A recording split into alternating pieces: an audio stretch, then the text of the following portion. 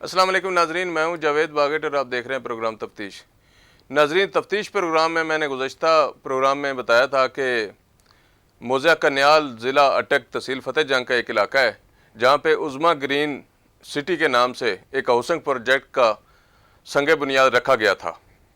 जब ये संग बुनियाद रखा गया था तो उस वक्त वहाँ के मुकामी जो ज़मींदार हैं, जिनका मैं पिछली वीडियो में जिक्र कर चुका हूँ, आप स्क्रीन पे भी उसको देख सकते हैं, बाकर, जिसने उज़्मा से ये मुआहदा किया इस डेरे का, और वो मुआहदा था किराएदारी, कि आप मुझे 1,20,000 रुपया देंगी जब तक आप मुझे पैसे नहीं देती मज़ीद या ज़मीन ख़रीदती नहीं है, उस वक्त तक इस डेरे का किराया जो है वो आप मुझे 1,20,000 रुपया देंगी।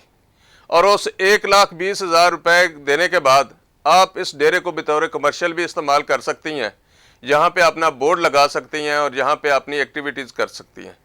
जिस तरह मैंने पिछले प्रोग्राम में बताया कि ये उन्होंने एक्टिविटीज़ की, वहाँ पे अवाम को धोखा देने के लिए, सादा और शहरियों को लूटने के लिए, समंदर पर पाकिस्तानियों को लूटने के लिए वहाँ पे एक प्रोग्राम अरेंज किया गया जो टोटली जेली प्रोग्राम था।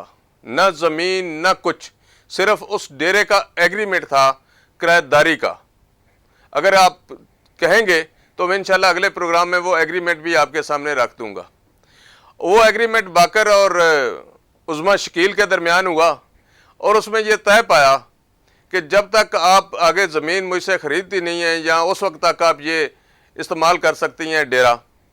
लेकिन बड़ी अजीब कहानी है, उज़्मा ने वहाँ पे प्रोग्राम किया और उसने अपने स्टेटस पे हाउसिंग सोसाइटी का सिलसिला ख़रीदो फ़रोख्त का शुरू कर दिया और लंबे लंबे सफ़र किए, लोगों को फंसाया, करोड़ों रुपए लोगों से हासिल किए और वो डेरा दिखाया। अजीब कहानी है बाकर की।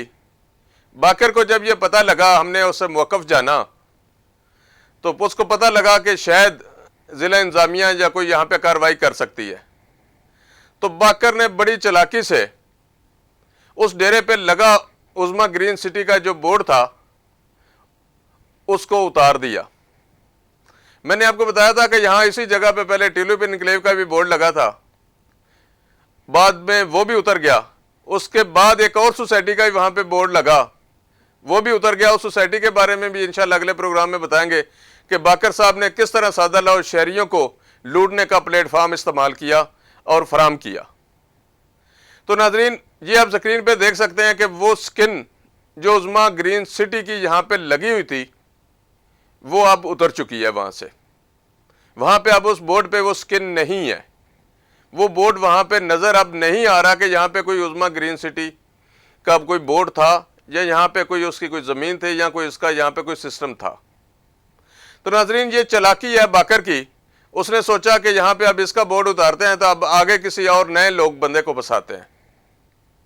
मेरी इस हवाले से ज़िला इंतज़ामिया अटक से बात हुई, मैंने पूछा इस तरह फ़लाँ जगह पे, फ़लाँ मौज़े में, फ़लाँ लोकेशन पे एक सोसाइटी बनी है जो कि उज़्मा ग्रीन सिटी के नाम से है।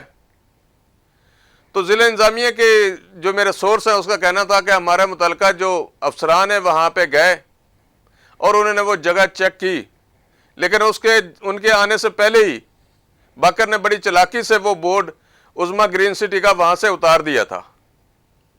बाज़ ज़रा ये भी कहते हैं कि उज़्मा से जो उसकी बात तय हुई थी, पैसे तय हुए थे आगे ज़मीन की खरीदारी के हवाले से जो बात हुई थी वो उज़्मा ने पूरी नहीं की, इस वजह से उसका जो बोर्ड है वो उतार दिया गया।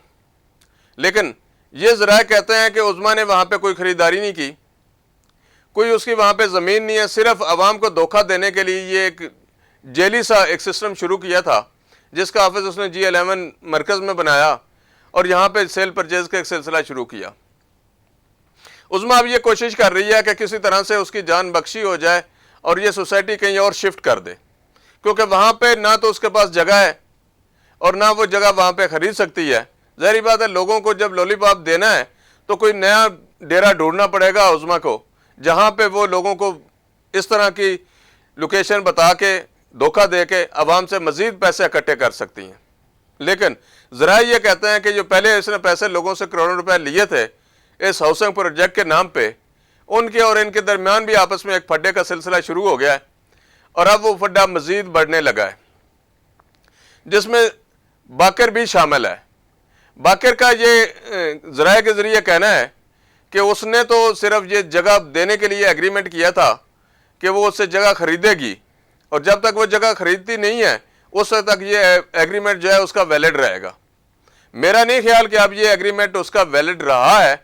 इंशाल्लाह आइंदा 1-2 रोज़ में मज़ीद इस पर मैं गुफ्तगू करूँगा और बताऊँगा कि आगे नेक्स्ट उज़्मा का क्या प्लान है और बाकर कहाँ पे किस जैली प्रोजेक्ट को सपोर्ट करने वाला है और नया कौन सा सिस्टम वहाँ पे लाने वाला है। इंशाल्लाह उसके बारे में आइंदा प्रोग्राम में आपको बताएंगे और आपको ये भी बताएंगे कि बाकर ने कौन सा स्टेटस लगाया, उसका क्या मतलब है, और उज़्मा जो है, जो ग्रीन सिटी की मालिक है, उज़्मा ग्रीन सिटी की, वो कौन सा स्टेटस एंजॉय करती है आजकल, उसके बारे में इंशाल्लाह आगे जाकर बताएंगे। जो सादा लो शहरियों को लूटने के बाद उन्होंने ये सिलसिला शुरू किया है। उस वक्त तक के लिए इजाज़त, अल्लाह हाफिज़।